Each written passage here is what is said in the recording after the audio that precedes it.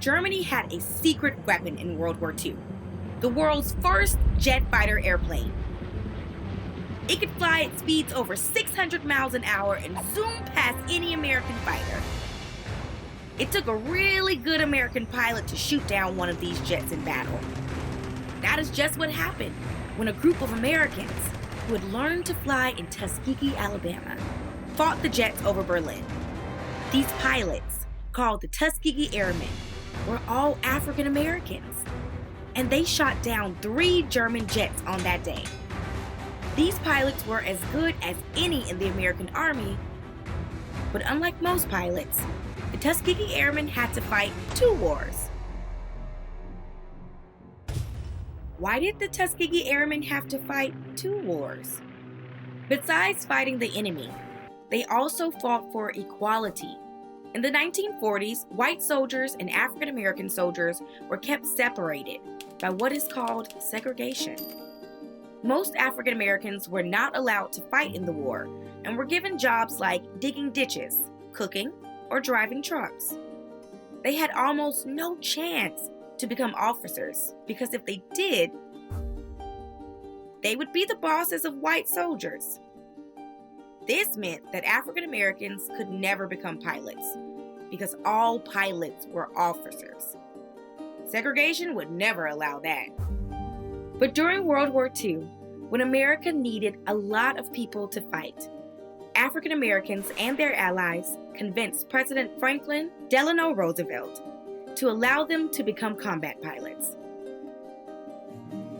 Men would be trained at Moton Field and Tuskegee University in Alabama. There were many other African Americans that worked at Moton Field to support the pilots. Mechanics kept the planes running, and women from around Tuskegee were both test pilots and parachute technicians. They would lay the chute on a long table and fold it very carefully into the parachute's backpack. This was a very important job. If a pilot needed to bail out of his airplane, there was only one chance for his parachute to work. These women, mechanics, and pilots were all considered to be Tuskegee Airmen, and together they would form the 99th Squadron. For the first time in history, 33 African American pilots would fly fighter planes to battle against the enemy. The Tuskegee Airmen helped America win World War II. The 99th Squadron was sent to North Africa and then Italy. They were given the P-40 fighter plane, which had been made famous by the Flying Tiger Squadron, which painted a roaring tiger on the plane.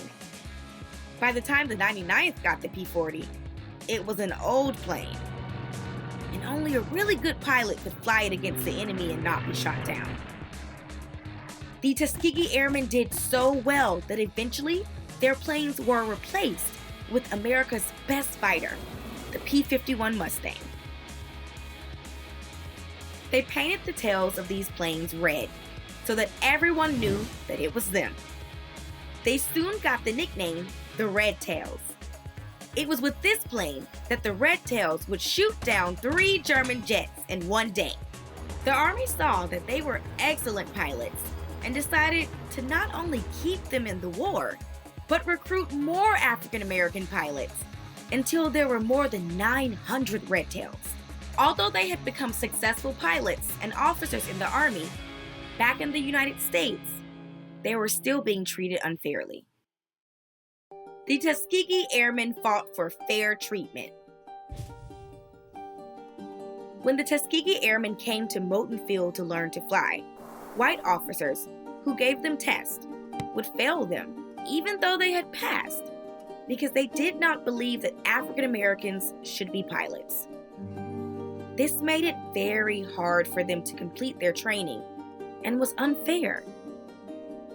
Many of the Tuskegee Airmen joined the Army because they wanted to help protect America during World War II and believed that if they fought for their country, they should be treated fairly. They fought for fair treatment in 2 ways. First, by telling the Army that they were wrong to treat them badly. The U.S. Army had restaurants that only served food to officers. They are called officers' clubs. Even though the Army's rules said that all officers could eat there, most officers' clubs would only serve food to white officers. So, 61 Tuskegee Airmen marched into an officers' club in Indiana and demanded to be served. They were all arrested, but they had shown how the Army's rules were not fair. They also tried to be the best pilots they could, so that no one could ever again say that African Americans should not be pilots. By the end of World War II, they had destroyed over 200 enemy planes, and 66 Red Tail pilots had lost their lives. The Tuskegee Airmen won a double victory. Throughout the war, the Tuskegee Airmen wanted to win a double victory.